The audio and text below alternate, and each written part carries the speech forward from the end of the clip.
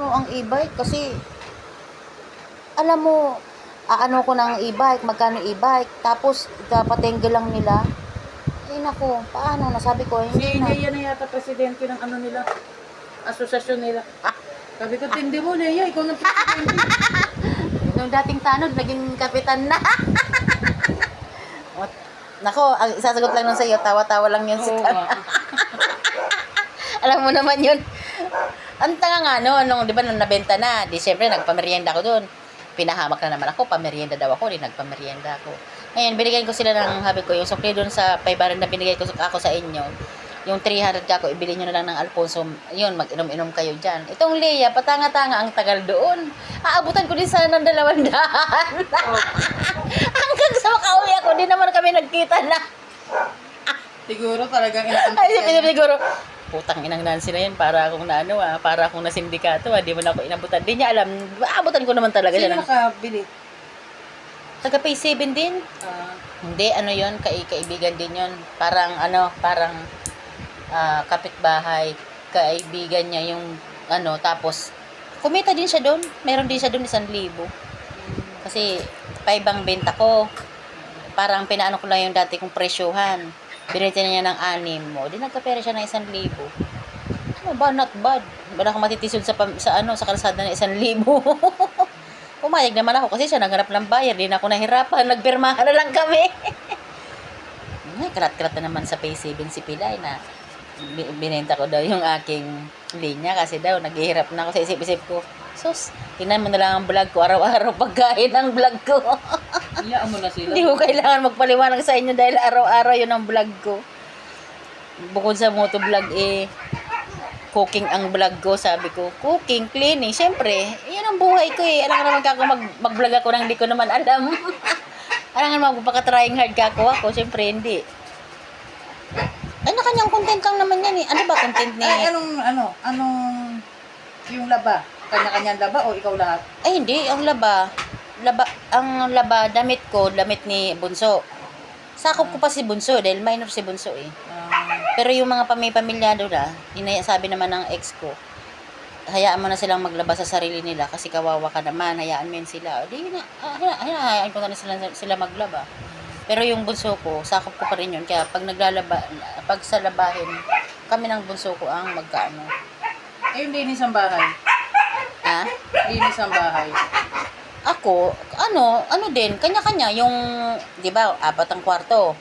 O, di kanya-kanya, kwarto nila, linis sila, kwarto ko, linis ko. Tapos sa sala naman, salitan. Tapos, di ba ako nagluluto. O, sila naman ang naghuhugas ng pinggan. Kasi binablog ko yung luto ko Sila naman yung nakatoka sa hugasin. Okay na rin kasi tumutulong naman na sila nag-usap-usap na kami, nagharapan na kami na tulong-tulong. Sabi ko, hindi pwedeng ako lang, hindi pwedeng si lang. Kailangan may toka ka din sa ganito. Tinukahan nga sila ng ama nila na bumili ng ulam, 1 linggo kay Kim, 1 linggo kay... Hindi nga natutupad, ako rin naman lahat lang. Tinukahan sila ng dati nila ng gano'n So, may allowance sila, kanila lang yung pera na yun? Oo, panlasada. Diyos ko, maya katok ang Lazada, maya doorbell sa bahay. Ako na nga lang naiiritat yung doorbell nakakonek sa kwarto ko dun sa malapit sa kanila. Sarap pag nalilinisan, ang dami ko ng sama ng loob. Para talagang spoiled sila ng papa nila, no? Hindi, ang inaantay ko lang, yung totoo, inaantay ko lang naman sanang kausapin niya yung mga anak niya tungkol doon. Kaso lang ang nangyari, parang hindi man lang niya kinausap na parang ipamukha sa akin na dinidisiplina niya yung mga anak niya. Pero wala na, pinabayaan din naman niya na ganun. O kaya, hindi ko rin alam na pag magkakasama sila, kasi hinahiyan ko na silang magkasama-sama Pag nagbabanding sila? Babanding sila. Hindi na ako sumasama, sinasama ko, ayoko na. Parang open na ako, ayoko na. Sa sarili ko, ayoko na. Kasi parang awkward na, kumbaga. Nakakain sila. Tinitake out na lang din nila ako. Pero sabihin mo sumama ako. Ako na rin ang sarili ko na, para saan pa? Diba? Para saan pa yung para sumama ako sa kanila? Kung sila lang din naman ang nagkakaintindihan, open na ako doon.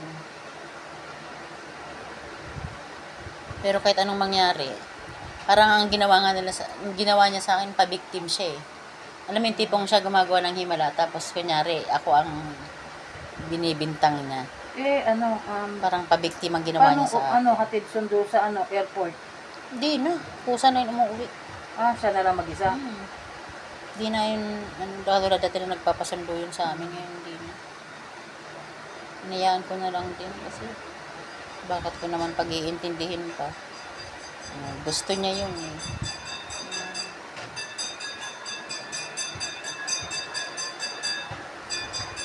Dati-rati sinusundo namin yun eh. Pero ngayon hindi na. Kasi iniisip ko na lang din, susundo ka, hindi ka naman sinabihan na uuwi. Parang wala akong alam pag umuwi. Nandiyan na lang. Oo, secret. Kumakatok na lang sa gate. Nagugulat ka, nandiyan na. Ako naman, di naman ako masama ang ugali. Binibigyan ko pa rin ng higaan. Naano ko pa rin ng higaan, ng unan, ng electric pa, ng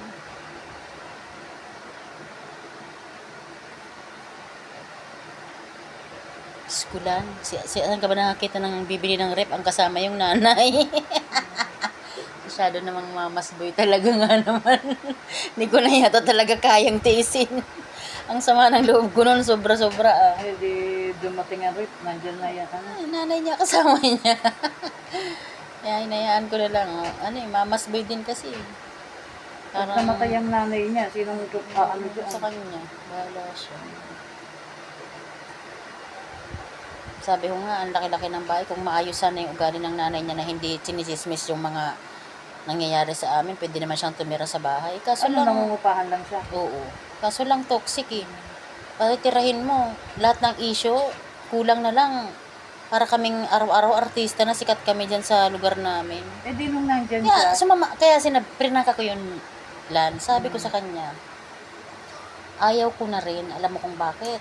Kasi sabi ko, hanggat nandito yan, palabas-pasok yan dito, imbis na siya magtanggol sa atin, na siya ang nanay natin, siya pa yung nagda-down sa atin. Sabi ko, bakit ganun? Di ba dapat kako, siya yung dumidepensa sa atin na, ay, hindi okay yan, pero tinatry ko yan na pag-ayusin. Di ba Lan, ang sarap sa pakiramdam na marinig mo yung ganun sa kanya? Kahit yung bang wala akong hindi, no comment ako dyan. Oo. Kahit ganun na lang kung ayaw niya Siya pa nga, bagkus ang sa mga kapitbahay. Kaya ang mga kapitbahay na parang natutuwa pa sa nangyayari. Pagka dumadating dyan ang asawa mo, pumupunta rin sa bahay niya.